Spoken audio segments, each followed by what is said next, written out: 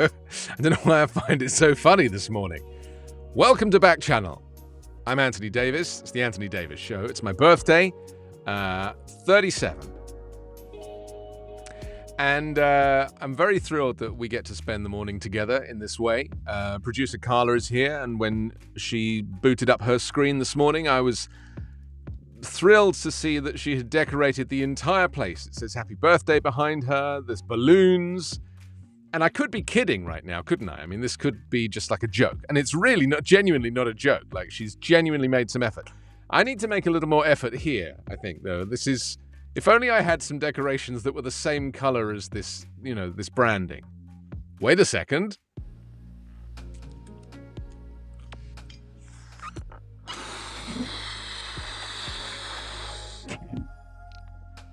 This is going to be a long show. This is Backchannel. I'm Anthony Davis, here till 11.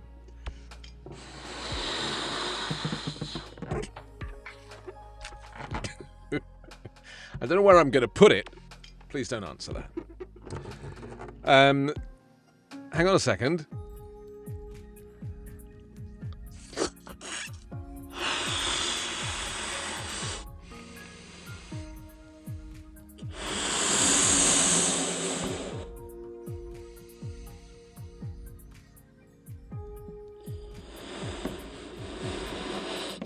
If you're listening and you're not watching this, because obviously a lot of people listen to Backchannel, they don't watch it on this screen. I'm blowing up balloons. I'm not having an aneurysm. Although, with the amount of air that went into this one, I think I might be. See, look how on brand I am with the colour scheming. I literally had to go to 6 shops to get these two things. And in Los Angeles, this is like $40 worth of decorations. How come that one's so much bigger?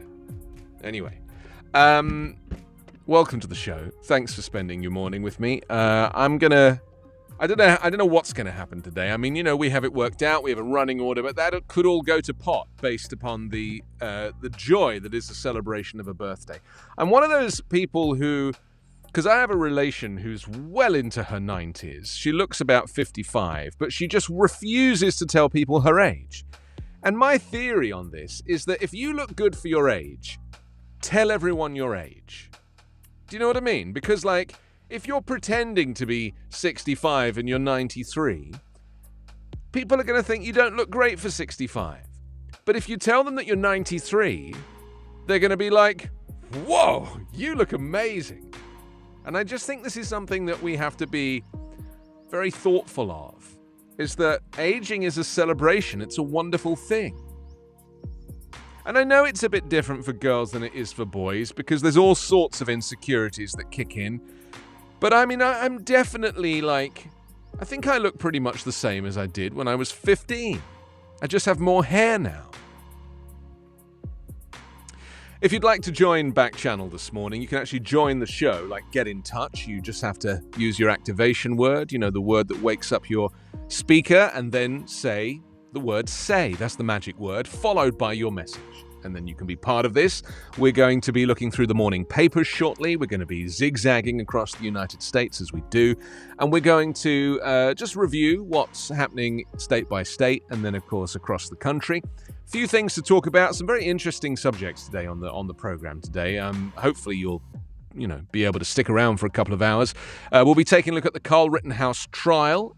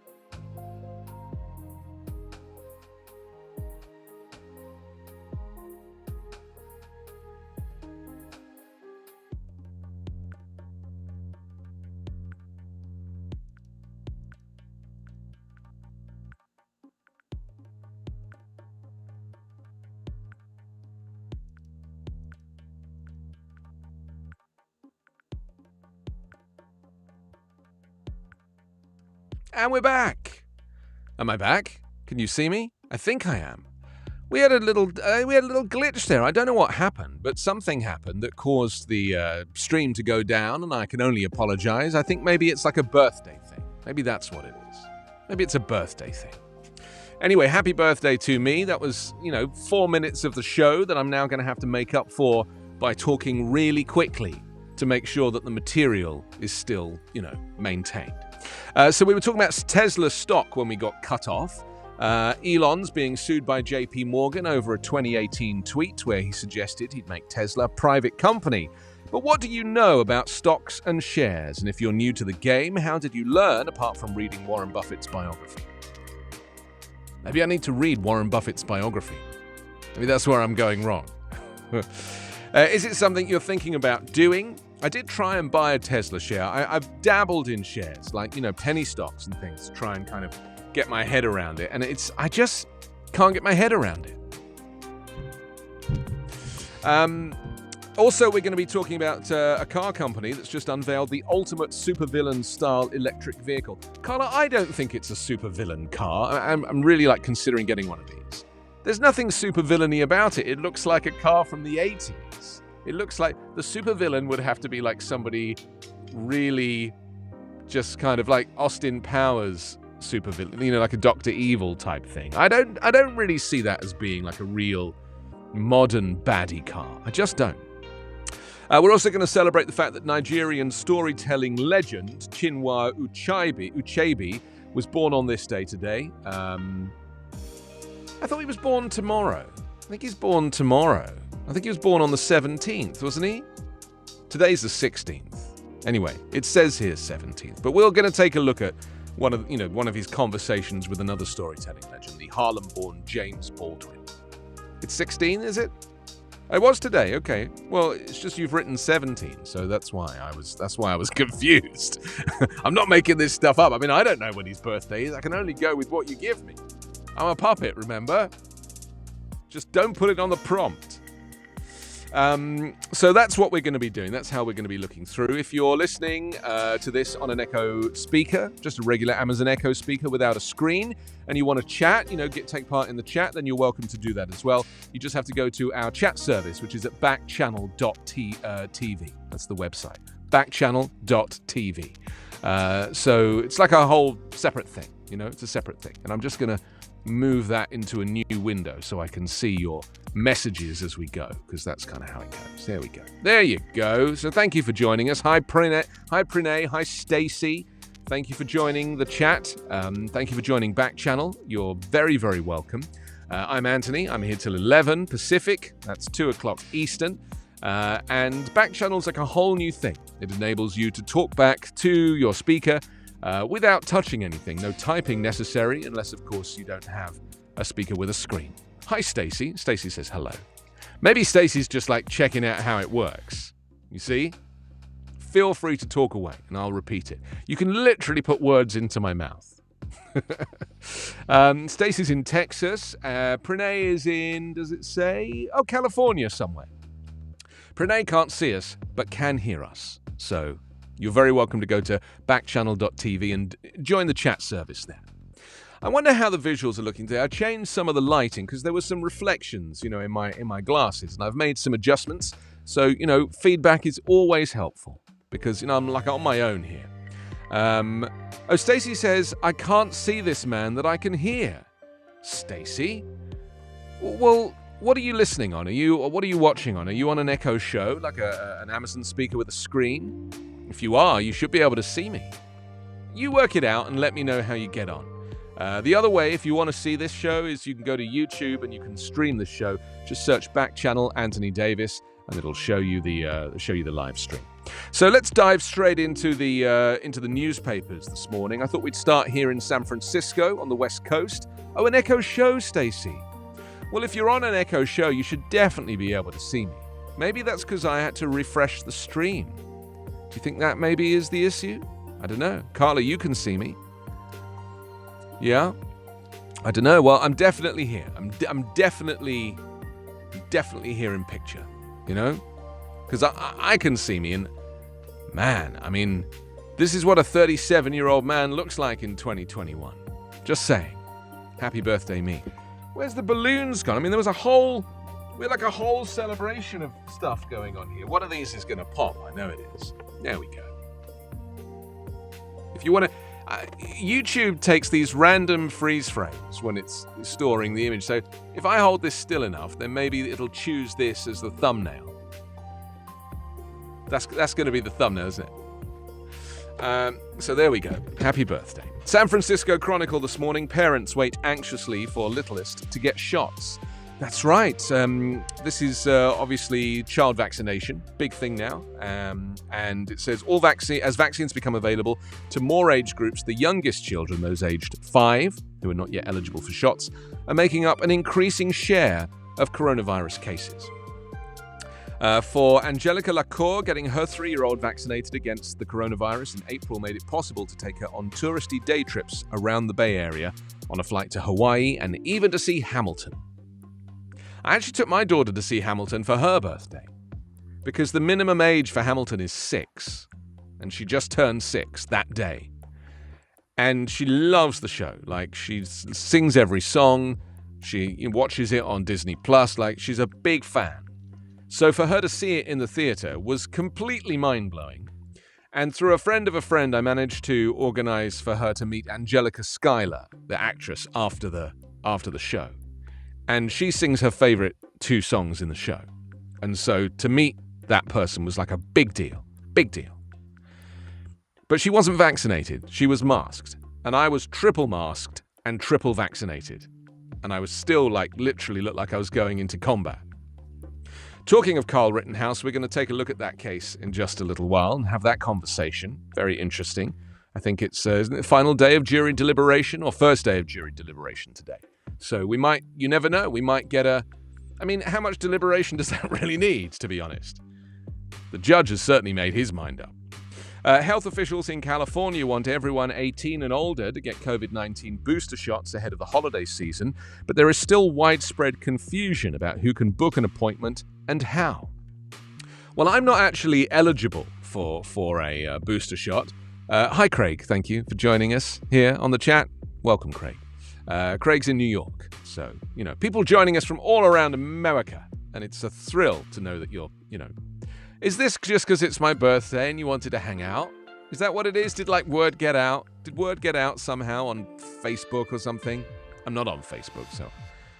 Anyway, not that I would put it out about myself. Actually, that's not true. I did post on Instagram this morning a photograph of myself saying, "Happy birthday, me."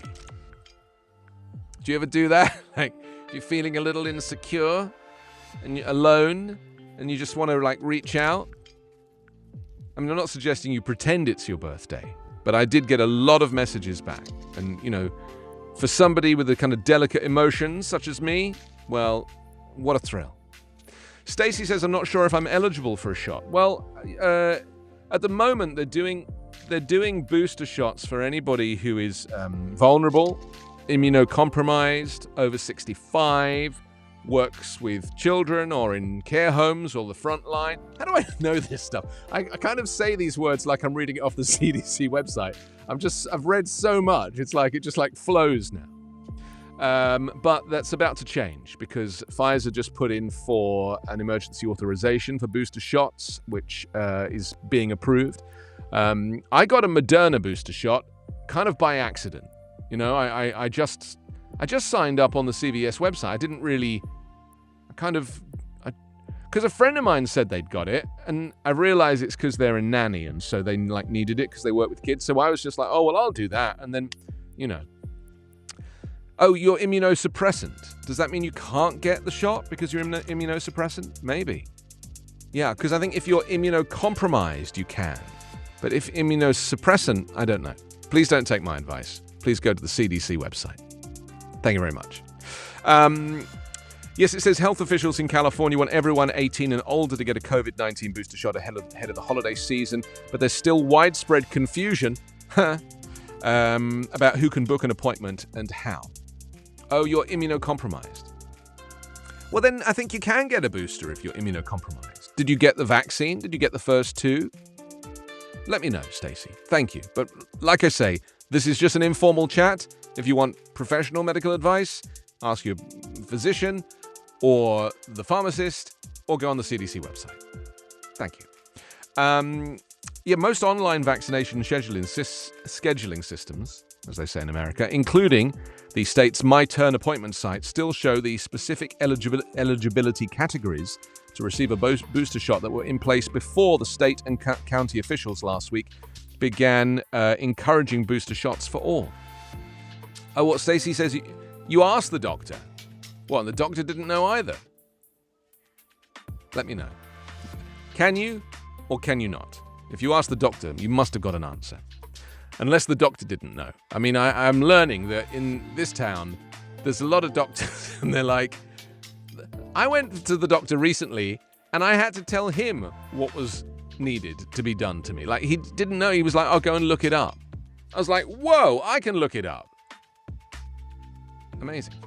These categories follow federal guidelines from the CDC. The standard says shots are available to those who are 65 and older, people who got the Johnson & Johnson vaccine, and any adult 18 and over with underlying health conditions or who works or lives in a high-risk setting.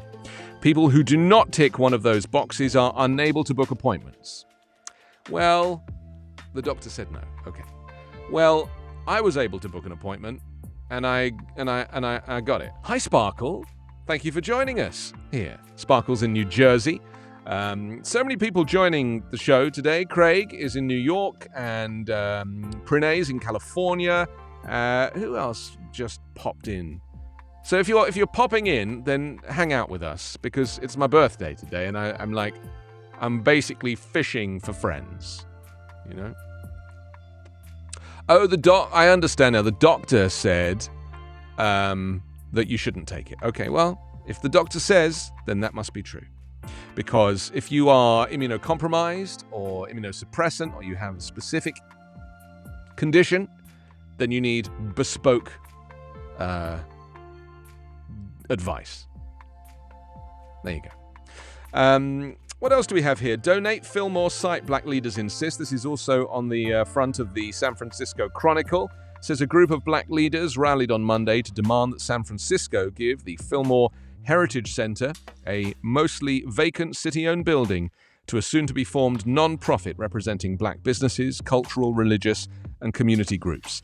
At a rally in front of the center, actor Danny Glover, love him, he was in Lethal Weapon, remember?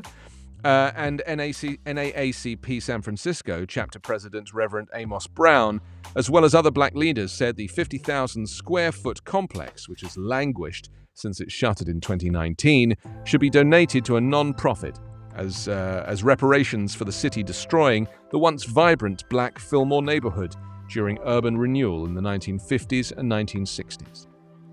There's a lot of call for reparations at the moment for various things in various locations, and I think that one sounds very worthy. Amazon deal over COVID reporting. An agreement with the state includes fine and monitoring. That's interesting. It says here the California Attorney General's office has reached an agreement with Amazon about how the company reports COVID-19 outbreaks and notifies employees, ending a legal tug-of-war dating back to last year between California and the e-commerce giant over its virus prevention protocols. The agency has pressured the company in court since last year to turn over detailed information on how it was preventing and reporting COVID-19 cases, saying its communication with workers in the state were vague and insufficient under state virus prevention laws. Amazon will change how it notifies its workers in California and state and local agencies about infections. Submit to monitoring and pay a $500,000 fine to the state. The company entered into the agreement without admitting to allegations about its workplace safety outlined in a complaint. So there we go. That's the front of the San Francisco Chronicle this morning. By the way, if there's a newspaper that we don't do and it's like where you live, if you happen to be in, I don't know, maybe where Pranay is, or where Riyadh is, or where Craig is, or where Sparkle is, wherever you are, and if you'd like us to review that newspaper, then just let me know. Just talk to your device, say the activation word to wake up your speaker, and then the word "say" followed by your message. That's how you get in touch. Stacey has done so. She's talking to her Echo Show device. about getting vaccinated. I've been advising her to take the guidelines issued by her doctor, not me or anybody else. Wall Street Journal is next on the list of newspaper reviews as we whiz from the West Coast to the East Coast. And they lead with President signs $1 trillion bipartisan public works bill. That's right. I'm a big fan of Joe Biden's hair. There's a photograph of him, and it was quite windy outside. And because, he's clearly had a hair transplant, you can probably tell he had it done years ago.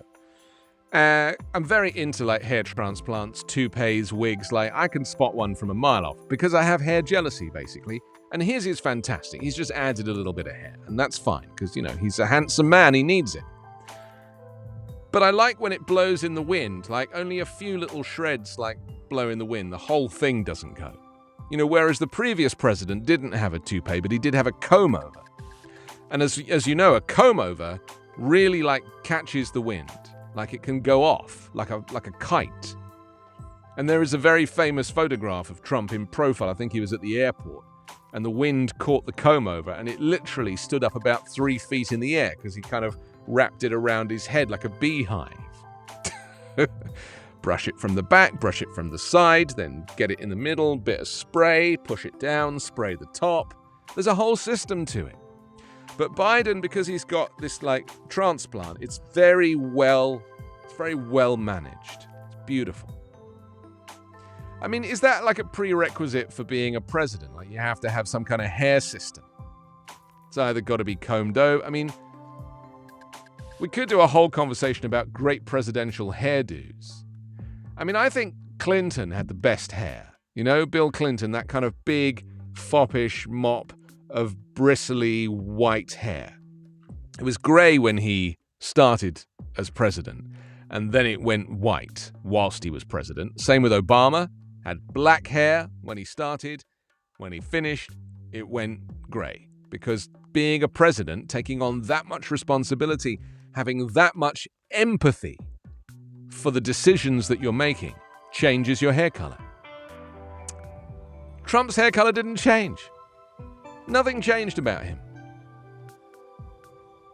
Empathy.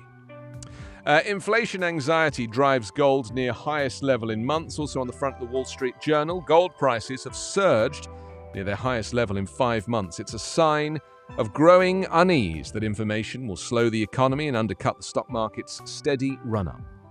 Most actively traded gold futures inched down 0.1% on Monday to 1,866.60. A troy ounce. Is that what they say, a troy ounce? I know so little about gold trading. A troy ounce. Is that like a Greek thing?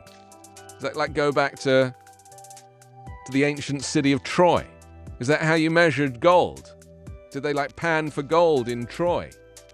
That must be the origins of a troy ounce. I guess. Producer Carla is eating, and I've not had any breakfast because I've got a bit of a delicate stomach this morning. And I'm now watching her eat, and it's really making me hungry. Oh, it's a tangerine. Wonderful. What a pleasure that I get to watch someone eating a tangerine whilst talking about the price of gold. This is how it works. Stacey says that's not how they measure it. What they don't measure gold in troy ounces. Stacey, you're my guru. You're basically the producer this morning because my official producer's in Tangerine Land. She's been completely distracted by a giant tangerine. It's like James and the Giant Peach revisited.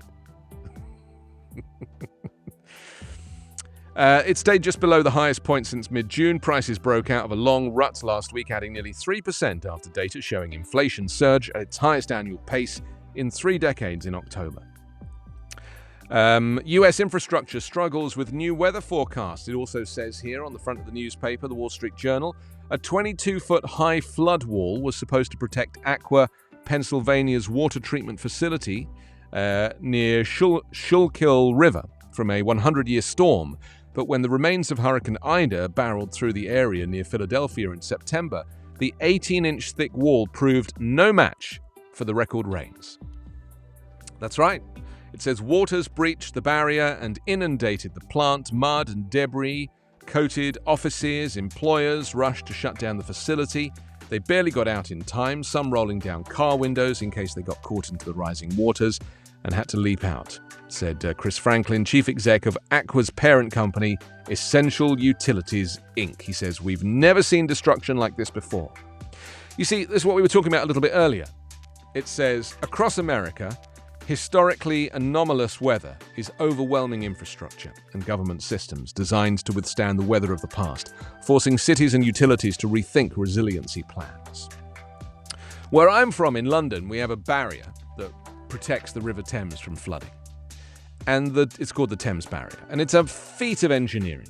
It's like has doors underwater that basically keep the tide at bay from entering the main kind of central London area.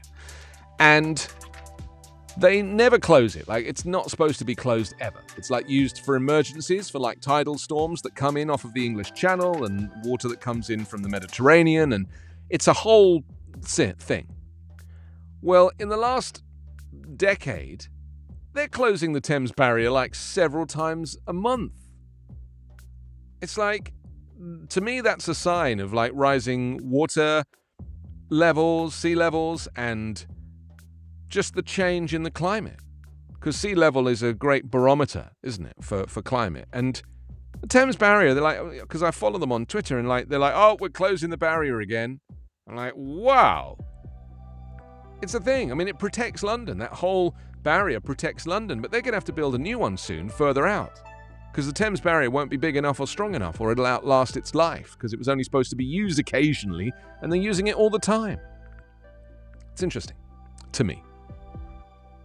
So maybe where you live, like where I'm from, there is like some significant infrastructure that prevents your town from flooding, that is a kind of safety feature. Because, you know, some towns are built like London and a lot of big cities. Paris is the same. They're built on rivers because the river enabled the merchants originally to bring goods in and out. And that's why the city was built there.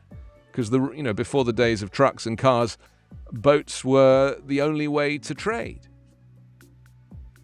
And so most cities have a river through them.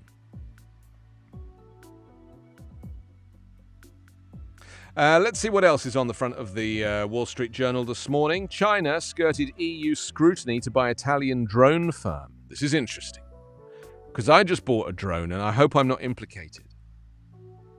It says in 2018, a Chinese state-controlled company bought an Italian manufacturer of military drones. Oh, you see, that's the difference, isn't it? That's the difference.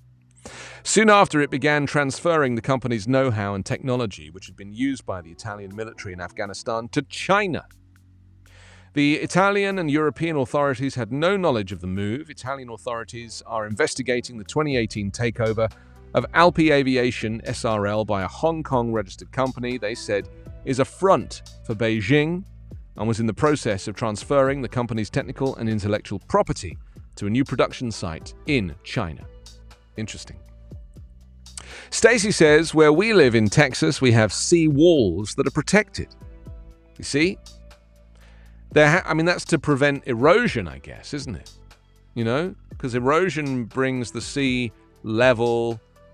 Well, it erodes the land, and some people that built their houses, we have this in England as well, some people that built their houses like right on the edge because they wanted a nice view, they basically, their house one day, they wake up and the house is on the beach. Very interesting to me. Oh, I see, in Texas it's to prevent from hurricanes. Oh, that's interesting. What, the hurricanes that whip up the sea level? So the hurricane that whips up the sea and then so it's not a tidal thing. It's more about that's fascinating.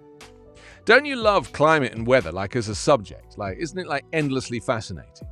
And I think this about tsunamis and anything that is like a major weather event, that we as humans, like the power that we have, the strength that we have, the skills that we have, are nothing compared to the power of nature. Nothing at all. But we'll talk about flooding a bit later. Stacey's also talking about the flooding as well in Texas. We'll talk about that in more detail a bit later. We've got a whole section coming up on climate, and you can join in with that because you're very good at joining in. Okay, so that's how the Wall Street Journal looks. No, let me do that story about Shell, because I thought that was quite an interesting thing. We touched on it yesterday. This is the oil giant said its decision to end dual structure would make it easier to buy and sell assets. Now, this is obviously not true. The timing of this, it can't be true. This is because the Netherlands have basically took them to court, blaming Shell for climate change. The story says Royal Dutch Shell plc plans to consolidate its dual British and Dutch structure and relocate its headquarters to London, a move it said would help facilitate returns to shareholders and make it simpler to change up its portfolio of assets. Well, the oil giant said on Monday that bringing an end to its complex structure should also make it easier for investors to value the company. At the same time, it's committed to transitioning to low-carbon energy. Yeah. I just don't believe them. I don't believe any energy company that deals in oil and gas, petrol, diesel. I do not believe it when they say, yeah, we're gonna, transition to low carbon energy. I don't believe them. Because they can't make the same money. And all they care about is the money. They don't care about the planet. These are public companies. They have shareholders. All they care about is the money. And so all of these like nods and winks and, tipping their hats to these climate initiatives, it's all lies. They have no intention. What they'll do is they'll run like a little program alongside that shows them making investment in green energy. And they'll say, this is us doing our bit. But what needs to happen is they need to turn off the pipeline. They need to turn it off. We need to go into darkness. We need to rely entirely on renewables, on wind and on solar, and even wave technology. The UK has got wave technology all around it, and under the water. I touched on this last week. They have these kind of kinetic. They're like snakes, and so as the tide moves, the snakes move, and as the snakes move, they generate electricity. It's totally possible. And so the problem really is not that solar and wind and wave and renewables can't generate enough energy. That's not the issue. The issue is we're using too much. I mean, I have got 1, 2, 3, 4, 5, 6, 7, 8, 9, 10, 11, 12 things plugged in here. 12 things plugged in. And I'm in like a tiny little room.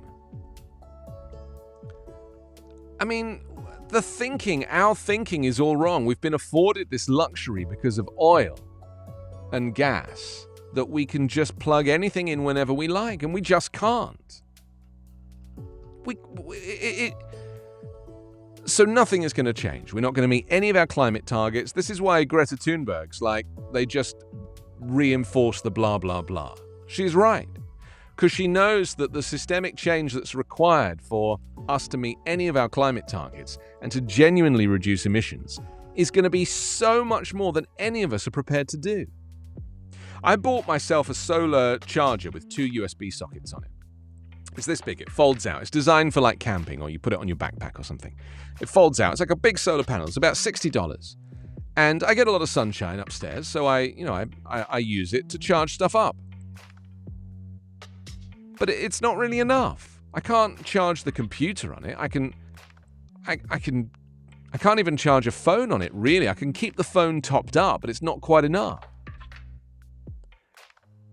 And the other thing that really annoys me about California is there is so much sunshine here, and I see hardly any solar panels on people's roofs.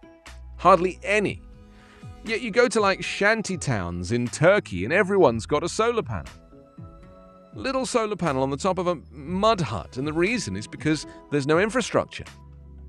So they've worked out that they can actually use just a little bit of electricity, enough to charge a phone or to keep a little light bulb going. I actually have, I think I might be able to show you in here. I actually have an emergency light bulb in here for if ever there's a power cut. Look at this. So this is a light bulb, but look what's on the end of it. A USB plug, which I can plug into a battery pack. You see? And this basically is this is my emergency lighting. But my question to you is, shouldn't I be using this all the time? Because this uses hardly any energy. Why am I using this like huge... Well, a candle is not energy efficient, Carla. Because a candle, I was thinking about this because I just bought some like fake candles, some battery operated fake candles that I use. Oh, Stacey says we have solar panels in Texas.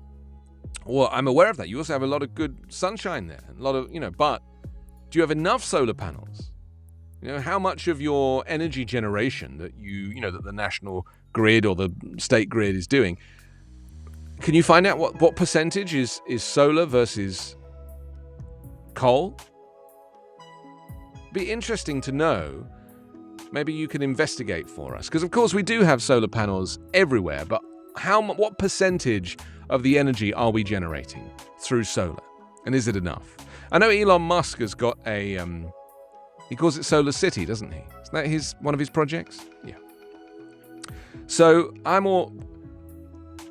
we've got so much land here that we could have solar everywhere. But thank you for that, Stacey, and thank you for joining the show and for contributing. You're my dream guest. This kind of constant stream of information. It's very useful for me. Otherwise, I have to make it all up. You can do the same. Just talk to your device. Just say the activation word, whatever that is. It's probably Echo or the female name that's the default name, followed by say, and then your message. Stacey, are you talking to your device or are you using the web chat? We also have web chat at backchannel.tv. And if you're not watching this on your Echo Show device because you don't have one, then you can go to YouTube and stream this show live and actually see this as well as hear this. But I recommend just hearing it. So that's Shell moving its home office to London. And I wonder if I just scroll down on this article a little bit, does it say anything about being sued by the Netherlands? Being blamed for carbon emissions? No. Doesn't say anything about that. Stacey says, thank you, Anthony. Thank you, Stacey. You're my favorite. Okay, let's go back into our running order and see what else is next on this amazing list of newspapers. Oh, it's the Chicago Tribune. Yes. Chicago, here we come. Oh, Stacey's talking to her device. Isn't it wonderful how it works? You don't have to type anything. You don't have to touch anything. You could be doing something completely different. You could be making pancakes. You could be flambeing. You could do anything. And you just, over your shoulder, you'll just be like, Echo, say, I'm flambeing. I wonder what the spelling of flambe is going to be when it comes up on my screen. It could be anything, couldn't it? I bet it's going to be Flombai. Hang on, is that how you spell flambe? No, it's not. It's flom is like FLEAUBAIX.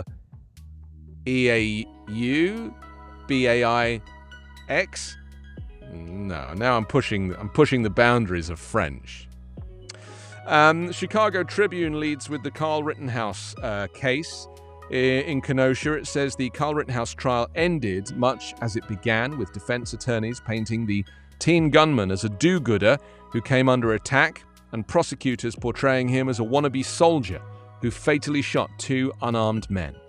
The dueling portraits reflect the way a polarized country has viewed the shooting since it happened, and the closing arguments occasionally mimicked the vitriolic soundbites that have inflamed the case from the start.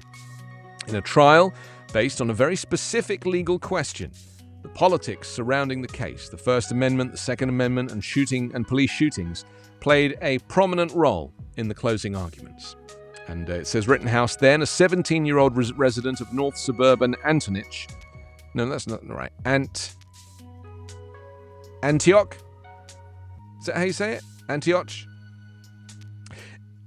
Excuse me. He volunteered to patrol downtown Kenosha in August 2020 amid turmoil surrounding the shooting of Jacob Blake, a black man left partially paralyzed after being shot by a white police officer during a domestic disturbance call days earlier. Prosecutors later declined to charge the officer with wrongdoing. And carrying an AR-style rifle that police said a friend illegally purchased for him, Rittenhouse fatally shot Joseph Rosenbaum and Anthony Huber and wounded another man during the third night of unrest in the city. So we're going to be talking about this in some more detail in just a little while. But if this is something that interests you, if you've been watching the case, I'd be keen to know if you've been following it. And the judge has been more of a focus than the actual case, it seems, because he is... I mean, to say this judge is like an unusual character, he's all over the place, this guy. It's remarkable. Okay, let me have a little look over here. Oh, Gabriella! Hi! Flambe. Flambe? There we are. See. Gabriella's saying that a candle that you use is operated by a battery is not environmentally friendly. Well, but these are rechargeable batteries. I recharge them. So I put them in the candle flickers, fake candle. The candle's actually wax, like it's a real wax candle. But inside are batteries, and the light is like halfway up. They're very realistic. And I bought them second-hand, because that's just the kind of guy I am. I was thinking, well, they'd all be burned out, Like, will there be any wick left? And I was like, they're battery-operated. Anyway, thank you, Gabriella. She's watching on YouTube, and she is messaging us via the YouTube chat. So thank you very much for joining in. Cantazara says he will leave police department. Also on the front page of the Chicago Tribune this morning, it says the controversial head of Chicago's largest police union said on Monday he will retire from the Chicago Police Department. An announcement that came just after he took the stand in a disciplinary hearing that could have ended with his firing. So that's anything else on the front? Oh, bipartisan backdrop seals $1 trillion deal. I have to say, Biden is trying so hard to make this concept of bipartisanship a thing. When the Republicans are basically refusing to take part in anything that the Democrats try and put through Congress, they're just flatly saying no. The only reason they've agreed to infrastructure is because there was a lot of compromise, but also because it's going to make them look good, congressional representatives in local states, because they'll be like, we've got an extra, half a billion to fix a bridge or a road, right? So, and they can take the credit for it. But with everything else, and I'm speaking mostly about voting rights, which is probably the most important bill. I personally would have done voting rights before infrastructure and before the other one, because that is something that matters to all of us. It doesn't matter what your party is, what political party you're with. It's all about having a kind of democratic free vote. And so a Voting Rights Act is way more important than infrastructure, in my view, because without, lots to talk about. Let's whiz on. Get beyond Joe Biden signing the infrastructure deal with that little flap of hair going. Love it. Okay, next up on our paper review is the Portage Daily Register from Wisconsin. If you're in Wisconsin right now and you're like, no one ever talks about Wisconsin, welcome to the show. This is Backchannel. I'm Anthony Davis. It's the Anthony Davis Show. Monday through Friday, 9 a.m. Pacific. The Portage Daily Register leads with unvaccinated risk revealed. Yes, Wisconsin residents not fully vaccinated against COVID-19 were nearly 5 times more likely to become infected, 11 times more likely to be hospitalized with the disease, and more than 15 times more likely to die from it in October than those fully vaccinated, the State Department of Health Services said on Monday. So there we go. Stacey said that is neutrality. What is neutrality? What, voting rights? Oh, go. I'm not sure what you're referencing, Stacey. Let me know. Is that about the last conversation or this one? Marjorie has joined us on the chat. Thank you, Marjorie. Nice to know you're part of the show. Marjorie's in Florida, and we're discussing. Well, we're currently looking at the newspapers, and we're doing Wisconsin at the moment. The Portage Daily Register. This is after the state DHS data shows that those without COVID, without the COVID shot, are 15 times more likely to die of COVID-19. This is new data that Wisconsin has just received. Thespians get a clue. Members of the Pardeeville High School Drama Club will provide a little bit of mystery and plenty of laughs when they make their long-awaited return to the stage, and they hope plenty of people will join them as they try to figure who did it, where they did it, and what weapon was used to commit murder at Body Manor. That's right, they've got a one performance of this whodunit. Isn't that cute? That's the great thing about a local newspaper. You get this kind of coverage. Oh, it means no standing against anyone or for anyone. Oh, being neutral.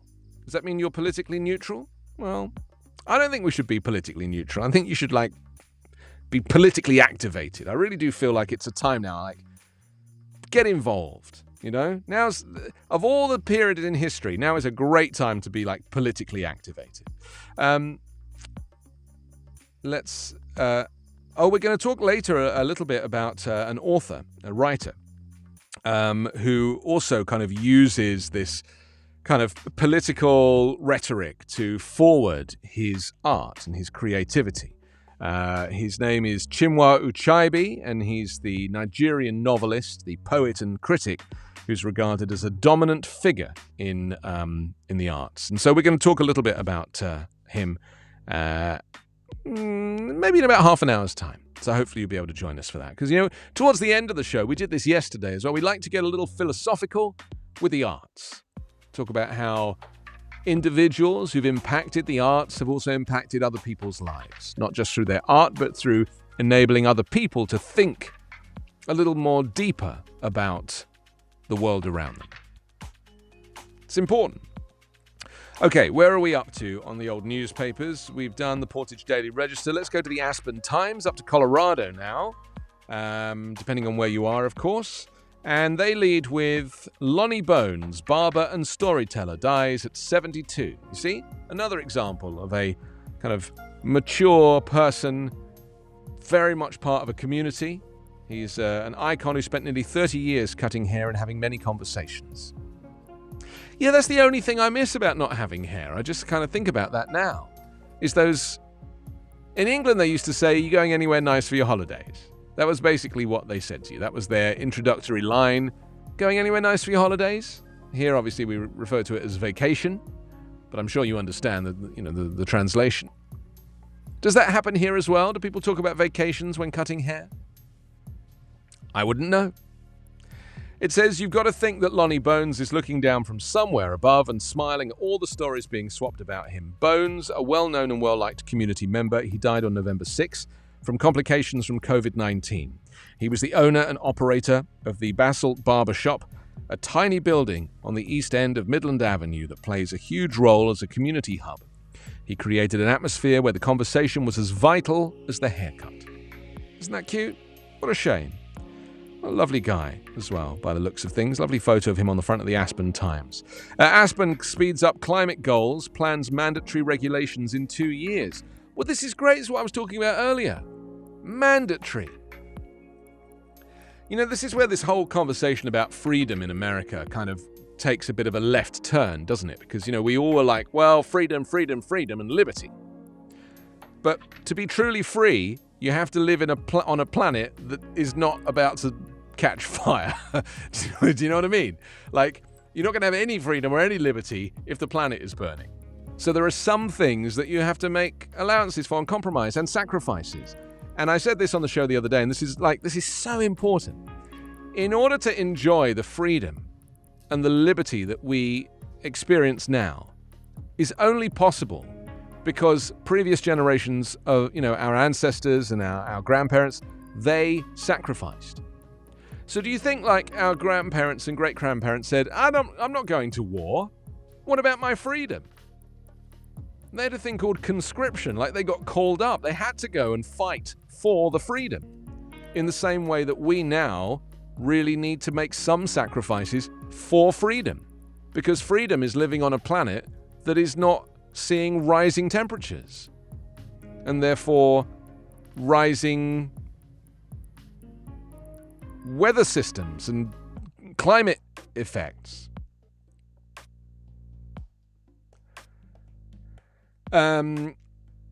Aspen City Council on Monday agreed to adopt updated climate action goals and a new waste reduction plan. It said the last time the city adopted climate goals was in 2007, and the landscape has changed dramatically since then.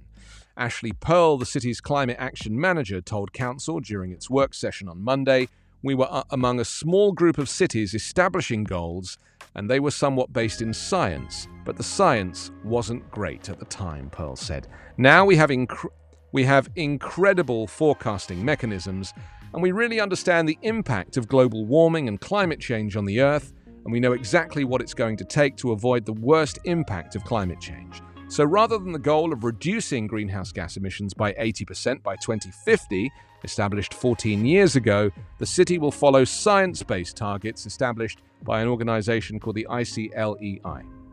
So there we go, that's Aspen, speeding up its climate goals.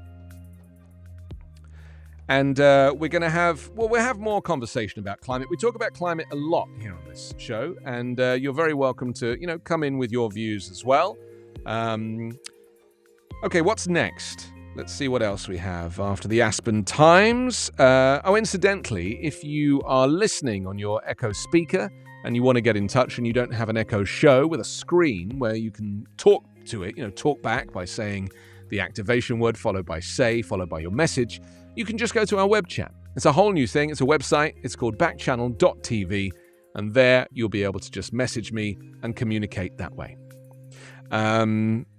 And also a reminder that Volley has a growing list of shows, including Haley and Allison waking you up in the morning with lots of laughs and their one-star cinema review. Or you can get inspired with Liv Harrison. She loves finding out the secrets behind people's success. And what about Hal Rudnick as well? Your pal Hal. He follows this show at 11 a.m. Pacific. That's 2 p.m. Eastern. So loads of people to hang out with here on Backchannel. Not just me, although I'm here every morning at 9 a.m. Pacific. And hopefully you'll join me. Today happens to be my birthday. Tomorrow will not be my birthday. So we won't be talking about it as much as we are today. We'll still be talking about it because, of course, it's a whole week. And a whole week means, surely you do that. If you have a birthday and you're proud of it, celebrate all week. So this is going to keep running until Tuesday and Wednesday of next week, and then we'll give it a rest. Now, I do want to talk about the Carl Rittenhouse trial. This is something that has been, very watched with eagle eyes, really, because because it's become so politicized. And you probably remember what happened. We talked about it a little bit earlier, but the jury's now been sent to deliberate in the case. This is a teen who shot 3 men amid civil unrest last year in one of the most high-profile trials in the United States. And wrapping up yesterday, the prosecutors said Carl Rittenhouse walked off like a hero in a Western. Oh, Stacey says happy birthday. Thank you, Stacey. Appreciate you. After opening fire on the streets of Kenosha, Wisconsin. Mr. Rittenhouse's lawyer said his client feared his own gun would be used on him after a crazy person ambushed him. The 18-year-old killed 2 men and injured a third on the 25th of August, 2020. The case was instantly politically divisive, and its result is being closely watched across the nation. The defendant is white, as are the 3 men that he shot. But the shooting actually happened amid these protests, sometimes violent protests, that followed the murder of George Floyd, the execution of George Floyd, under the knee of Derek Chauvin. And of course, George Floyd being a black man, that in Minneapolis. The case has been held up on the left as raising questions about racial justice and perceived white privilege. I do feel like there does come a point now when a country is so politically divided where common sense and the morals of normality no longer apply, tragically. So let's just pretend, let's just use our imagination and say that America was not politically divided as much as it is now. Let's just go back to, say, the Reagan years, for example. So Ronald Reagan is the president, and, of course, Reagan was like a bit of an interesting character because he was an actor and he was operated by the banks. They say it was the banks that voted for Ronald Reagan. He was an excellent spokesperson. Nancy, I just made, he was a very great communicator. But there wasn't the division. Of course, there was left and right, but, the scale was like this. Now, the scale now between the left and the right is like this, right? Like never the twain shall meet or agree. And so if we go back to Reagan time and a kid even, underage child, 17-year-old, shows up with a semi-automatic AR-15 crossing state lines and goes and murders 2 people, you'd be like, yeah, not good. There wouldn't really even be much of a trial. But these days, it's different because it's so politically divided. It's so politically divided that you're in a slightly different landscape, aren't you? Political landscape. And so I watched the whole trial, but I watched so much of the trial. And the prosecution's argument is that he was going to protect people. He was going to save people. He saw that Kenosha was kind of burning, and he took a little medical kit, which he had strapped on his thing, and he wore blue gloves medics gloves, emergency medic gloves. But he also had this giant rifle. So the defense made it out that he was there to do good. And of course, the prosecution, which is the state, because it's the state prosecuting, they had a very different conversation with the jury. So the jury is deliberating currently. Interestingly, the firearm charge, a 17-year-old carrying a semi-automatic weapon that was given to him by a friend. And his mum drove him over state lines with this weapon to drop him off. The actual firearm charge has been dropped. The judge decided that wasn't something to be considered now. So the charges there's a lot less now on the table for the jury to consider. So they're considering right now Mark Richards, the attorney for Mr. Rittenhouse. He accused the state of running a shoddy investigation that played fast and loose with the facts and used hocus-pocus, out-of-focus evidence. He said, "This case is not a game, it's my client's life," he said. Kyle was a 17-year-old trying to help his community. He reacted to people attacking him. And he said, "We can take politics out of it, but the district attorney's office is marching forward with this case because they need somebody to be responsible." So that's how the defense has kind of presented their argument. The prosecution, though, Thomas Binger, told the court yesterday, during his closing statement, he said, "You cannot claim self-defense against a danger that you create." Mr. Binger, who's the assistant district attorney for Kenosha, questioned why Mr. Rittenhouse broke curfew in a city he did not live in and pretend to guard people and property that he was not familiar with. He said, "Consider whether or not it's reasonable for a criminal to be able to shoot himself out of a crime scene. If someone comes up to that person and tries to disarm them, do they forfeit their life?" So it's obviously a very contentious case. But what is the reason that this case has become so infused with attention? Why this case? What is it about the Kyle Rittenhouse case that is so essential right now? And I believe that it's the division. The right have taken him as a hero, and the left are accusing him of being an assailant, a criminal. And so it just fits perfectly into this politically divided country, doesn't it? It's a perfect fit for the politics. And that's the problem with this case. Now, hopefully the jury will be able to make up their own mind based on the evidence and they won't be affected by the politics of this. But who knows? We're so divided. Okay. PM proposes, that's a different story. I was thinking I was doing a newspaper review, and I'm not. I'm on a completely different section of the show, so I'm not going to do a different story. We'll carry on talking about this if you want to. If you don't, then there's other stuff to talk about as well. Thank you very much for your messages.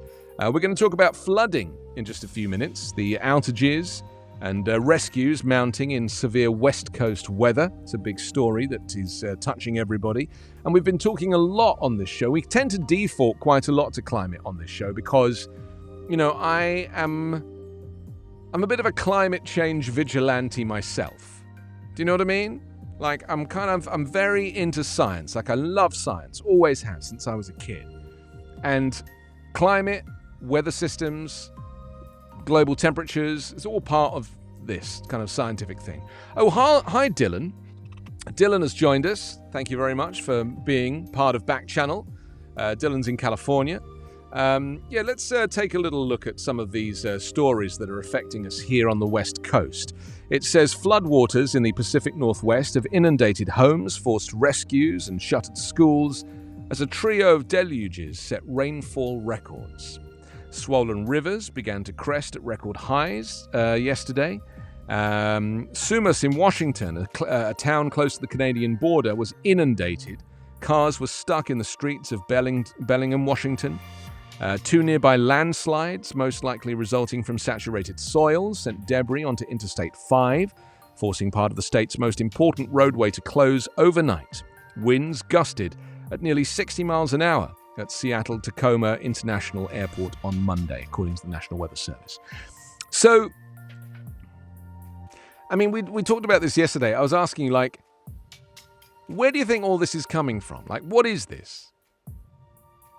It's kind of unusual, isn't it? This much change in the climate. Because these are weather events. This is not just good weather or bad weather. It's not like clean air and clean water. Hi, Johnny. Thank you for joining us from, where are you, Johnny? Doesn't say, but maybe you would, like to share with us where you're at, where you're from. I'm in Los Angeles. Don't know where you are, but let us know. And just talk back to your device, depending on what you've got. If you've got an Echo Show device, then you can just chat with it by saying the activation word, followed by say, and then your message. Otherwise, you can use backchannel.tv. It's our new web chat facility. Just go to the website. You can chat to me directly there. Or if you're watching on YouTube, there's also a chat facility there as well. So thank you very much for spending some time with us.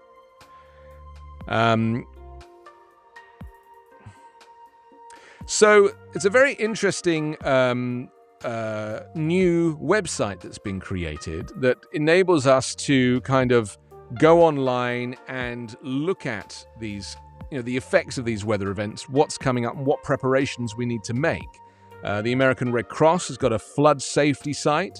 And so many of these kind of organizations, NGOs, help us prepare for extreme weather. And extreme weather is not going away. It's not seasonal anymore. This is something that, because of the rising temperature of the planet, and it's the planet has, because I think what people fail to realize is that the tiniest little change in weather, in temperature, I'm not talking about how hot it is one day or how cold it is the next day. That's weather. We're talking about climate of the planet generally. And so, when they really measured this very well, they measured this the day after 9/11. So September the 12th, 2001, they measured this. And do you know how they were able to get a true representation of the planet's temperature? Because there was no planes in the sky. They'd all been grounded. And so without aircraft heating up the planet with their emissions, they were able to get a reading on how the temperature had changed. And the temperature of the planet cooled. There was global cooling, the opposite of global heating, the day after 9/11, because there was no aircraft in the sky contributing to heat. Because the heat that comes out the back of an aeroplane is significant. And at any one time, there's around 10,000 aeroplanes in the sky. It's very interesting to me. If you're into climate and into global temperatures and understanding these things scientifically, then you're it all adds up. It's not even... And that's also the tragedy, is that some of this has been politicized as well.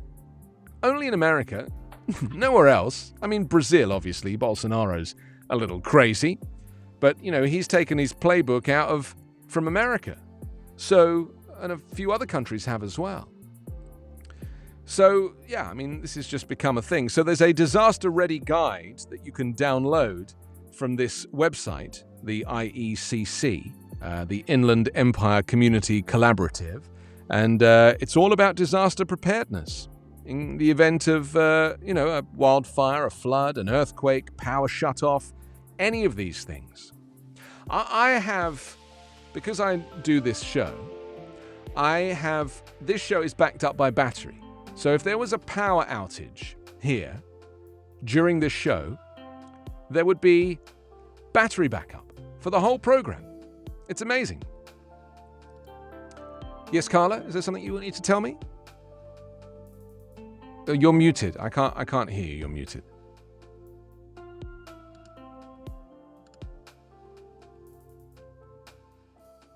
California currently has power outages. Yes.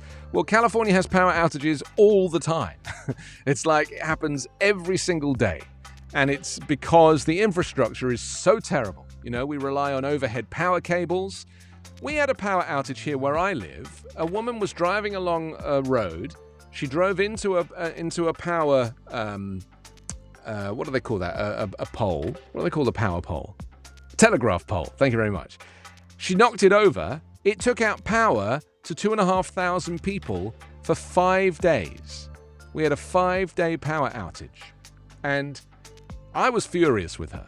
I don't know who she is, but I was furious with her. Ended up going to a hotel. They make it very difficult for you to kind of claim money back from the Department of Water and Power. That's like, you think you're going to get reimbursed, but of course you never do because they make it so difficult on purpose. And it's just because the infrastructure is crumbling. And yet just across the way, which is like a newer part of the city, all of their power cables are buried under the ground. So when the wind blows or when the climate is affected, their power stayed on. I was looking out my window and I could see in the distance they all had their lights on and we were in complete darkness for 5 days. And it's because of the infrastructure. So I was saying this show is battery backed up, right? So everything here, apart from this big light, but the other light and a few other things, all battery backed up. So I'm basically able, hopefully, to carry on doing this show if there was a power outage. I even have battery backup on the modem and the router that is providing the internet connection for this show. And this is something you should consider as well at home. You can buy a battery backup, gives you like half an hour of backup, and you just use it to power your router and your modem. So I have that upstairs, and then down here I have batteries as well. And so fingers crossed, if there was a power outage, and there are lots of power outages in this area, we would be able to stay talking to each other for at least half an hour. That required quite an investment, to get that. I got a lot of batteries. Not very environmentally friendly to have that many kind of lithium-ion batteries in the house, but there it is. So we're talking a little bit about this, and I want to know if you yourself are somebody that is like prepared for floods or for earthquakes. I mean, hopefully, if you're in California, you should definitely be prepared for earthquakes. You're supposed to keep a big pair of shoes next to your bed. I have a big pair of shoes next to my bed. They're about 4 sizes too big. And maybe you know a friend or family who's been affected by flooding because of the flooding that's currently going on, these northwest storms. And we've been looking at this story a little bit this morning, talking about, I think it's Seattle, that's right. Floodwaters in the Pacific Northwest have inundated homes, forced rescues, and shuttered schools as a trio of deluges set record rainfall. So we've been looking at this story in Sumas, Washington, a town along the Canadian border. It's not normal. This kind of seeing cars floating by in a river with a shopping cart, that's not normal. These weather events are happening more and more and more. So we have to be very thoughtful about why this is happening. It's not just like coincidence. It's like science. We're talking about the climate and whether or not you live along a coastline. Have you witnessed in your lifetime water levels rising? Is preparing for a flood now something that you do? Like we prepare for tornadoes, hopefully. As school children in the US have to do practice for for tornadoes and tragically for school shootings as well. Do you or anyone you know actually prepare for a disaster? And if not, is this something we need to start thinking about? I am the most prepared person. Like, I have a portable toilet in the car. I've always been one of these people. I have multiple battery packs that are always charged up. I think I showed you my little light bulb earlier. I have the light bulbs strategically placed around the house. I'm just always prepared. Like, I always make sure the laptop is charged. Like, I'm never one of these people that like, oh, I'm out of battery. I'm one of these people that is like permanently charging, I drive an electric car, and I was thinking about electric cars. We're going to talk about a new electric car in just a little while. But I was thinking, like, that is like a perfect generator. I mean, all cars, really. You know, you could turn on your car and your 12-volt socket can power your laptop. You can just buy a little inverter. Converts the 12-volt socket to a 3-pin plug socket, so you can plug your laptop in. It costs nothing, $20. Plug it in, and you can charge your laptop. So there are ways, if you think about it, that we can generate energy. It's not very fuel efficient or energy efficient or climate efficient, you know. If you've got a gas car and there's emissions coming out the back because you're wanting to charge your laptop. But my electric car has this gigantic, I wonder what it is. I think it's a 24-hour. No, maybe it's higher than that. I can't remember how big the battery is, but it's a huge battery, obviously. And I have a feeling that if I plug in the 12-volt connector, it doesn't take the power from the giant battery in the car. I think it takes it from the 12-volt battery, the little battery. Now, that's frustrating, isn't it? I think a Tesla doesn't do that. I think a Tesla enables you, if you plug into the 12-volt socket on a Tesla, I think that comes off the big battery. I really do. Interesting. Okay, so let me ask you again if you want to join in on this, if you want to tell me how you've been preparing for such an event, a flood event or a major climate event, and if you, like me, keep stuff stored up at home, just in case. Do you have like emergency food? I have loads of emergency food. I might have some of it now.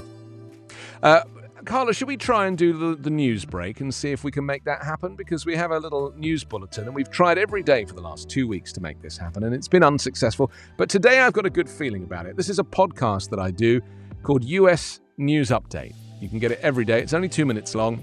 So let's see if we're going to make it play today. Let's find out.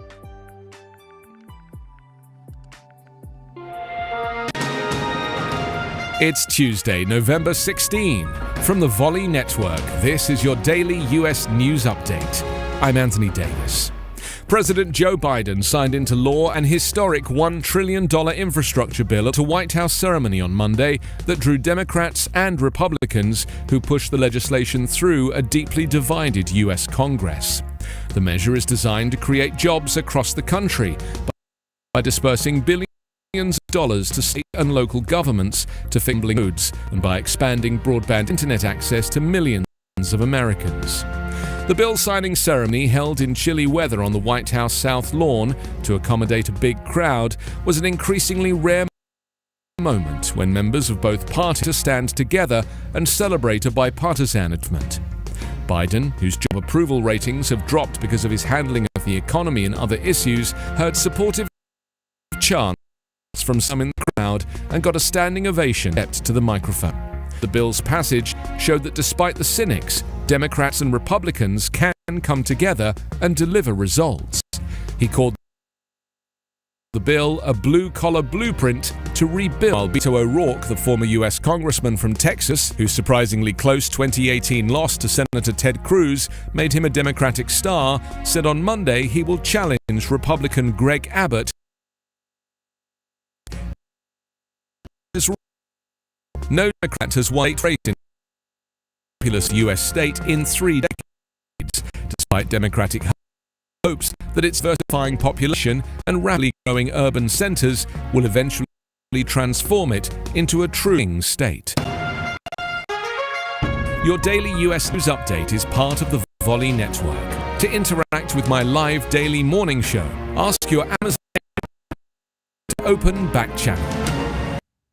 I think it worked. We actually got to the end of the US news update just then, which is amazing. Thank you very much for sitting through that, being part of that. It's like a celebration. And if you want to download US news updates, available wherever you get your podcasts. It's a daily news update about the news here in America, which I do every single day, Monday through Friday. So I do want to talk about electric cars. We've been talking about climate, and we've been talking about Carl Rittenhouse trial, and we've been talking about various things, but I do want to talk about climate connected to the electric car movement, because this is a big issue, big story. And also, let's look at the JP Morgan story with Tesla, because this is, he's a real maverick, isn't he, Elon Musk? He really is one of these characters that knows how to stoke the flames. He's been arguing with Bernie Sanders recently. Well, JP Morgan Chase & Co. has sued Tesla for $162 million, accusing Elon Musk's electric car company of flagrantly breaching a contract that the two corporate giants agreed in 2014, relating to warrants Tesla sold to the bank. Warrants give the holder the right to buy a company's stock at a set strike price and date. Well, the suit filed in a Manhattan federal court centers on a dispute over how JP Morgan repriced its Tesla warrants as a result of Musk's notorious 2018 tweet that he was considering taking the carmaker private. It's an unusual situation for a major Wall Street bank to sue such a high-profile client. I remember when this happened, and basically Elon Musk, I don't think he ever had any intention of taking it private, but he must have known that the stock price was going to be affected. Anyway, everybody jumped on this. They were just like, what is he doing? And he's done it again last week when he did the Twitter poll about whether he should sell shares or not in order to pay tax. And of course, that wasn't a real thing either. He was going to do that whether the Twitter poll came back pro or against. And so he's very clever at these kind of marketing campaigns and affecting the stock price just by playing games with his phone. It's very interesting to me that, he takes such gigantic risks in this way. But so JP Morgan is suing him for that. I think his tweet in 2018 caused the Tesla stock price. I think it was $420 a share at the time. And yeah, I think it changed in moments after that tweet, a solitary tweet changing the stock price. He knew what he was doing. He's not an idiot. So anyway, that's that story. And with this, there's a couple of other kind of connected stories to this particular subject. Here we go. This is the one. If you're a Tesla driver, a Tesla owner, I would love to hear from you as well, because I do think, I don't have a Tesla, but I do feel like here in California, which is the home of Tesla, I reckon it's like every third car now is a Tesla that I see. Literally every third car that drives around. It says, they allege that Tesla has breached the terms of a contract that the company signed pertaining to repricing of warrants. Have you ever bought a Tesla share? I mean, a solitary share. I mean, who could afford more than one share? He claims that he doesn't get paid, a salary, which is part of the reason why he wanted to sell shares in order to be able to pay tax. And so he sold, I can't remember how many shares it was the other day, but I think his tax bill is going to be like $200 million. That's just the tax bill. It's very interesting, isn't it? We're talking about the richest guy in the world. Or is he the richest guy in America? Maybe he's not the richest guy in the world. But he's got a fair amount of cash to burn, hasn't he? So, we're going to talk about this a little bit more, and I'm keen to hear from you. If you'd like to join in, you can do that in the usual way. You just say to your device the wake-up word, followed by say, and then your message. Dylan, Johnny, Marjorie, who else is with us today? Barb, Marie, thank you very much. And Stacey, of course, for joining us here on Backchannel. I'm Anthony. It's 10:23. You've got me for another, how long would you say? 23, 24, 25, for another half an hour. So we can chat during that time about this particular subject. And I also want to talk about this other car, this other rather exciting electric car that's a new announcement. So we're going to look at that in just a minute. It's a Hyundai. It's a Hyundai. Is that how you pronounce it? It's South Korean. I think Kia and Hyundai are like intrinsically linked. So we're going to talk about this. The designers, they've built this Heritage Series Grandeur. It's a modernized all-electric version of its 1980s saloon car. The car maker kept the first generation's Grandeur original boxy shape while adding features such as pixel-style LED headlights. And it is kind of amazing, the original versus the new. Wow. Look at this thing. Oh, actually, no, wait a minute. The car that I was talking about earlier, Carla, the one that I put my name down for, is not this one. It's another Hyundai.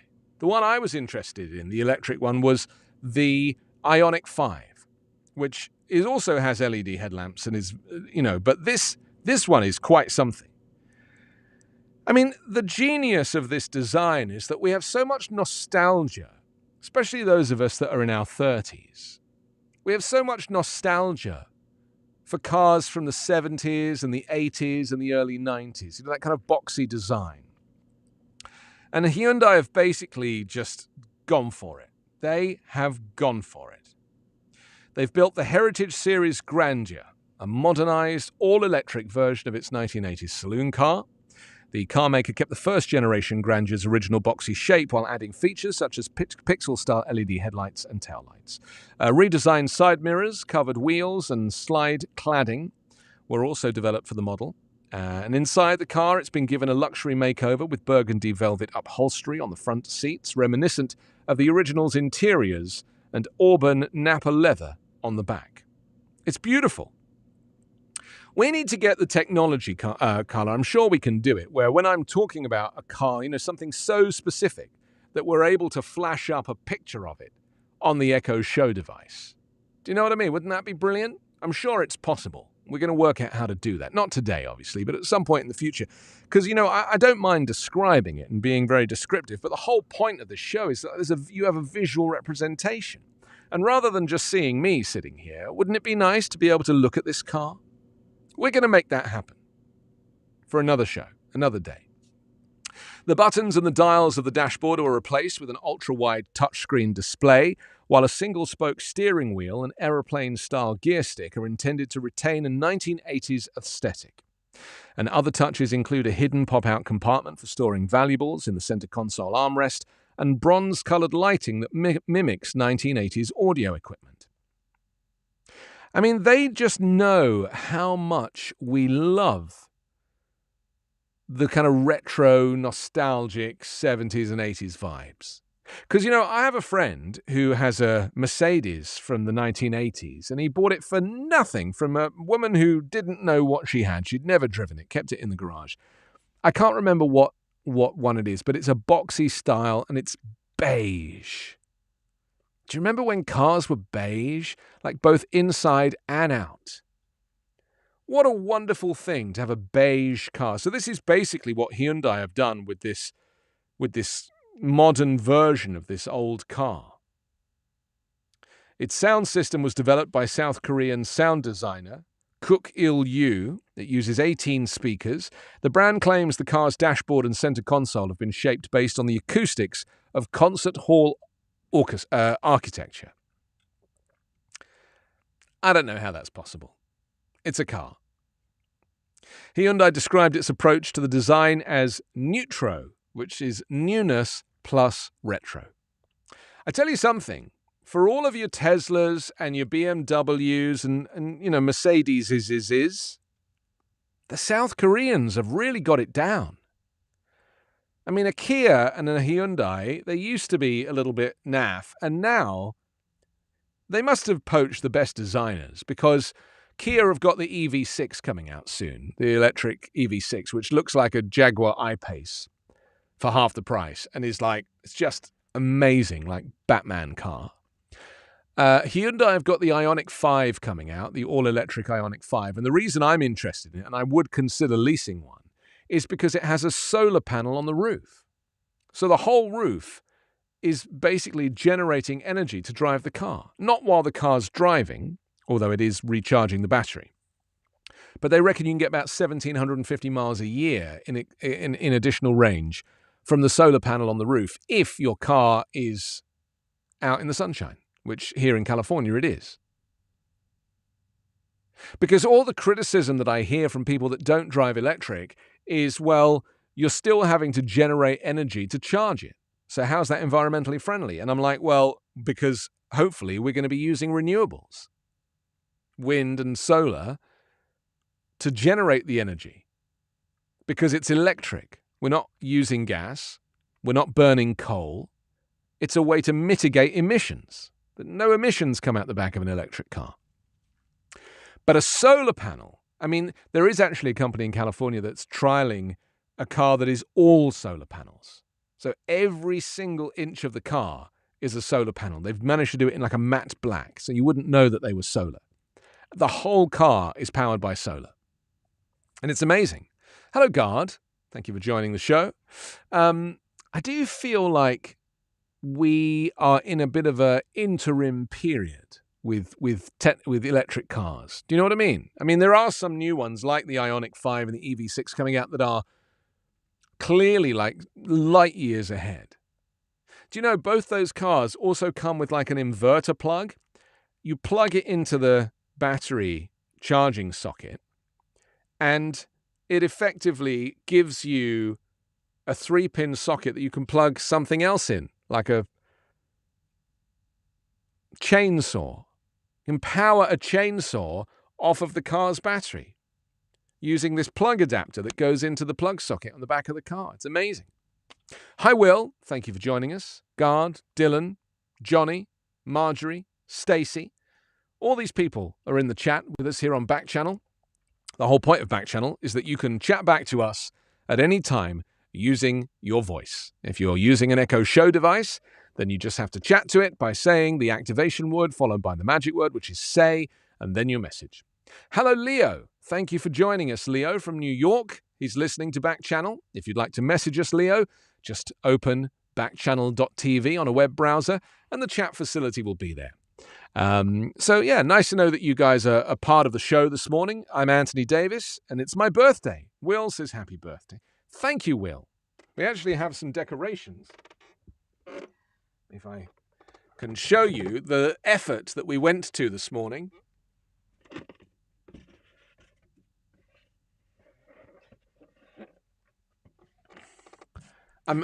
That actually required quite a lot of effort. You see, 37 years of age, 2 balloons. You couldn't have filled this studio with 37 balloons. It would have been impossible. But anyway, I'm very thrilled that you've got the joy, the pleasure, and the excitement of sharing my birthday with you. I mean, you sharing your birthday from me. Thank you, Will. Appreciate it. He's gone woot, woot, woot, which I think is also an Amazon company. It's 10:31. It's the 16th of November, 2021. This is Backchannel. I am Anthony Davis. And a reminder that there are a whole bunch of other shows here that you can enjoy on Backchannel. Not just this show, but, anytime you turn Backchannel on, there'll be somebody there to entertain you. As we have a growing list of shows. Haley and Allison Live. They wake you up in the morning with lots of laughs and their 1-star cinema review. You can get inspired with Liv Harrison, who loves finding out the secret behind people's success. And also your pal Hal Rudnick. He directly follows this show at 11 a.m. Pacific. That's 2 p.m. Eastern here on Backchannel. So there it is. We've been talking about this new electric car, and I'm asking if you can remember the original 80s Hyundai. This is called the Heritage Series Grandeur, a modernized all-electric version of its 1980s saloon car. And are you somebody who has gone electric recently? Have you changed? I've been fully electric for 5 years. And electric cars, we were discussing yesterday, actually preceded combustion engine cars. You know, before they invented the petrol engine, before that, in the turn of the century, was electric cars. You know, back in... If you look in 1910 or 1915, look at old footage on YouTube, they're all driving electric cars. Amazing, isn't it? Some of them were clockwork, mind, but a lot of them were electric. So we've been discussing this morning and asking if, an electric car is your future. Maybe if you're planning on getting a new car or leasing a car or stealing a car, then maybe you're going to choose an electric one. I wonder if criminals do that now. If they're going to steal they steal a car, they'll be like, better be electric. Want to make sure the emissions are protected. That would be like, a car thief with an environmental conscience. Only steals electric cars. The other great thing about an electric car is that you can start it remotely, because there's no ignition, there's no key to put in, there's no engine. The car is always powered, the battery is always connected. So you can effectively start it remotely. I can open the doors on my car from my phone. I can open and close windows from my phone because the car is always on in low power mode. And when you come to a stop at the traffic lights, the car is effectively off. If it's not moving, it's not really using any energy, any battery. It's it feels like a new thing, but it's really not new at all. It's actually much older. So, would you keep an old car going? Because I have a couple of friends who have old cars. This guy that I know has just got a Range Rover, but it's from the late 80s. And I'm like, but what about the emissions? I mean, that thing spews out all sorts. And he's like, well, yeah, but it's an old car. I'm not buying a new car. So I'm saving the planet. And I'm like, I don't know if that argument still rings true. What you're doing is you're keeping a car that is spewing emissions on the road. That's what you're doing. And people do this, don't they, to justify their selfish decisions. He wanted to drive an old Range Rover because it's cool. Of course it's cool. But should we not be allowed to be cool anymore because we have a climate crisis? Are there some things that are just not allowed? And this is why earlier we were talking about mandatory change. Should I be sitting in darkness now? Should it be essential that we save energy at every opportunity? You can let me know on the chat, backchannel.tv, or talk to your Amazon Echo device in the usual way. Activation word, then say, and then your message. And then it'll just pop up on my screen. So thank you very much. Nice to know that you're listening, and nice to know that you're part of Backchannel this morning. I'll be here tomorrow, and I'll be here on Thursday and Friday, and then again on Monday, and we have these conversations together. And if you're somebody who maybe works from home, or if you're just cooking or hanging out in the kitchen and you've got an Echo Show, or maybe you've got a big TV and you want to stream the show in high definition from YouTube, then you can do that as well. You can just be part of the hangout. It's just a hang. I'm not playing any music. We're just having a chat. In the last few minutes of the show, we're also going to talk about one of the great artists born on this day. This is something that we do from time to time. In 1930, actually, he was born. His name is Chinwa Uchabi, and he was a Nigerian novelist and poet and critic who is regarded as the dominant figure in modern African literature. Well, his first novel and magnum opus, Things Fall Apart, occupies a pivotal place in African literature and remains the most widely studied, translated, and read African novel. He passed away in Boston in 2013 on this very day, November 16. I was born on this very day in St. Mary's Hospital in Paddington, London, which is where Princes William and Harry were born and where Prince William's children were born. And it's like the royal go-to.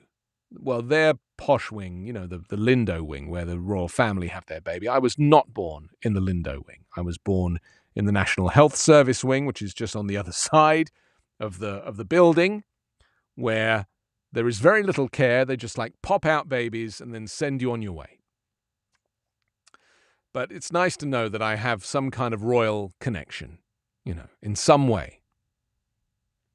So let's take a little look at this rather interesting chap, Chinwa Uchabi, born on this day in 1930. And did I say that he died on this day? I apologize. I didn't mean that. I meant he was born on this day in 1930. He died in Boston in 2013. Just to, be a little more accurate. Hi, Sammy. Welcome back. Nice to know you're here. Thank you for joining Backchannel. We're talking about an African novelist as you show up and join us this morning. It's 10:38 Pacific. It's 1:38 Eastern. There we go. Just doing the maths in my head. So, we're talking about this chap who believed that storytelling helps us survive history's rough patches. So the following is taken from the book Conversations with James Baldwin, another storytelling genius who was born in Harlem. He says, art has a social purpose, and art belongs to the people. It's not something that is hanging out there that has no connection with the needs of man. And art is unashamedly, unembarrassingly, if there's such a word, social. It is political. It is economic. The total life of man is reflected in his art. He says all art is inherently political, but what such critics consider the artist's objectional politics is simply opposition to their politics and their comfortable alignment with the status quo. And we were saying this earlier, I was saying, I think it was Stacey that was saying, she's politically neutral. Which is completely fine. A lot of people are politically neutral because they're just not into it. They don't want to get involved. I get that. But I was saying that now more than ever is a really interesting time to be politically activated, of whatever side you choose. But now is a really interesting time to be politically activated because there's so much resting on this. And this goes back to climate change. Climate change has been politicized. And so the climate is going to warm whatever happens because our emissions are not being reduced at enough of a rate. So do you think we'll look back on this and we will regret politicizing climate change in the same way that politicizing a pandemic will be a great regret for the 800,000 Americans that have died? Interesting. Those who tell you, do not put too much politics in your art, are not being honest. If you look very carefully, you will see that they are the same people who are quite happy with the situation as it is. And what they are saying is not don't introduce politics. What they're saying is don't upset the system. They're just as political as any of us. It's only they are on the other side. And so there's a lot of, similarities between the teachings of Chinwa Uchabi, who was born on this day in 1930, this master Nigerian storyteller, and the conversation we've been having today about, your desire to upset people, because I really think this is interesting in families, with divisive politics. So many families have fallen out with each other over this, where they can't see one side or the other. And I don't actually think it's because they really care passionately about the subjects in hand, the subject of climate change, the subject of the pandemic, or whatever it is that's become politicized. I think it's because they take very personally the idea of somebody undermining their political support of the party that has those views. Because if you have an intelligent conversation with somebody who is politically opposed to you, you'll actually end up agreeing on most things. Because in terms of the detail and the subjects, we are not that far apart. But our allegiances are more separate. Do you see what I mean? So, and that's exactly what he's saying here, about do not put too much politics in your art. And if you look carefully, you'll see that they're the same people who are quite happy with the situation as it is. And what they're saying is not don't introduce politics. What they're saying is just don't upset the system. These are your views and these are my views. And I'm saying it's not like that. And so is he. Because I think we are all quite political, but it has to be over the subject, not over allegiance to the party. It's very easy to blindly say, yeah, I'm following this party, and whatever they say I'm good with. That's not having an opinion or being politically minded or being an activist. That is just having a blind allegiance to a party that is claiming all of these views for itself. So what do you think? Like, what are your views? And then the other thing we have to think about is, can our our elected representatives, can they represent all of our views? Because some of my views are very conservative and other of my views are very liberal. So who represents me in Congress or in the Senate? And this is the problem with blindly following a political party, is that you end up not really being represented, because Democrats' views are very nuanced. They will have some views and other views, but they will also be very specific about the subject. They'll want to talk about climate change, or they'll want to talk about abortion, or they'll want to talk about these subjects that are very dear to them. But I find that people that oppose those things, they don't really want to talk because they're too busy following the party, like blindly following the leadership of the party. Whatever he says goes. And I don't think that's really a way to be these days. I think that nuance is essential. It's a very big part of joining in. Have an opinion, but study it, know about it, really think about it. And there's so much material now. You don't have to go to the library and wade through text. You can go online and you can find. And this is the other thing about going online. It's don't go online and disappear into the echo chamber of a politically enthused article. Read peer-reviewed studies on medicine. Read multiple essays on sociology. Really dig deep. And a really great place to go for these types of things are poets and storytellers and people like Chinwa Uchabi, who might have been born in 1930, but everything he's saying is still relevant today. Because, I really don't think we change. I think people feel the climate's obviously changing, but I don't think people really change. And I have this feeling that we think that we're reinventing the wheel, that all these thoughts are new, but they're not. We're actually quite simple as humans. Our needs are quite minimal. So we're asking this morning if artists and creatives have a responsibility to be political, to question the status quo, or would you prefer they ignored the politics and just reveled in escapism?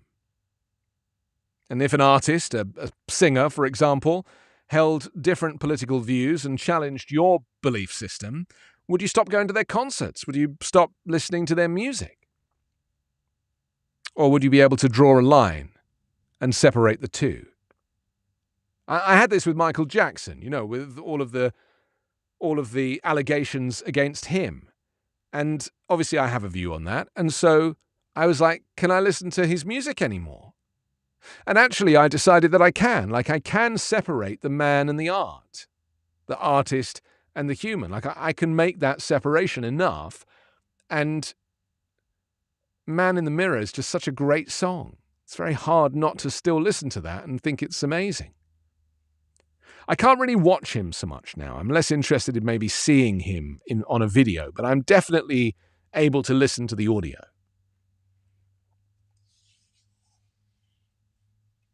This is a classic question, isn't it? Can you separate the art from the artist? And if an artist has a political view, are you somebody that can separate those two if you don't agree politically? You can let me know. You can just chat to your device, say your wake-up word, followed by say, and then your message.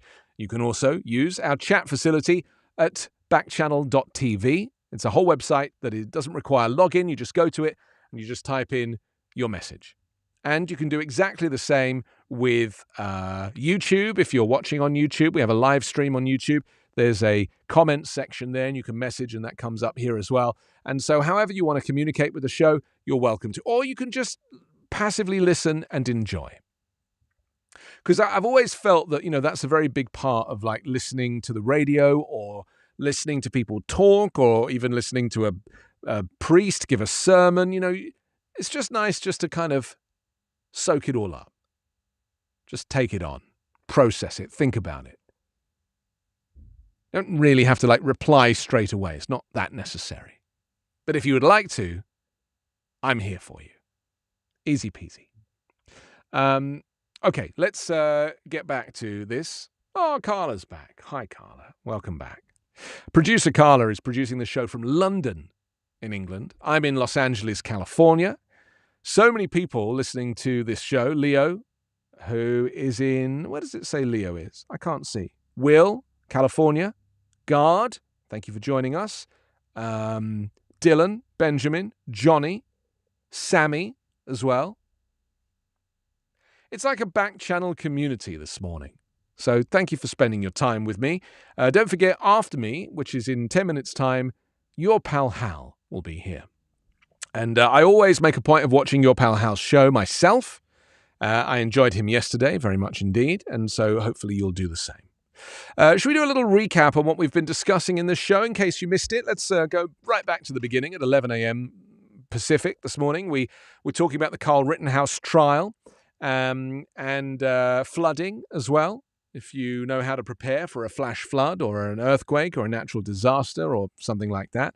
And Tesla stocks we were looking at, and Elon being sued by JP Morgan over the 2018 tweet where he suggested he'd make Tesla a private company. And we were asking what you know about stocks and shares and if you've ever bought a Tesla share. And if you're new to the game, how did you learn? I mean, I would love to learn how to deal in shares. I have a few little shares, but I just feel like, I kind of feel like it's something you need to do full time.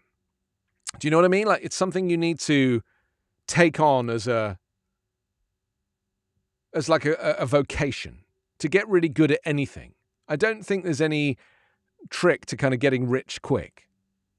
Unless you got very lucky, as we were discussing Bitcoin the other day. And I was thinking, people did get into Bitcoin early and get out Bitcoin early, and they did very well. And that leaves everybody else thinking, oh, maybe I need to get into Bitcoin. I'm like, I don't know. Because I don't know anything about it. Pass me by. A little bit like Blu-ray. This was never a thing in my house. We've also been discussing the car company that's unveiled the ultimate supervillain-style electric vehicle. This is Hyundai, and their new car that is very boxy, it's very 80s, it's definitely my kind of thing. I would definitely drive a car like that, but I would worry about something happening to it. It's almost a bit too fancy. Hi, Vinay. Thank you for joining us on Backchannel this morning.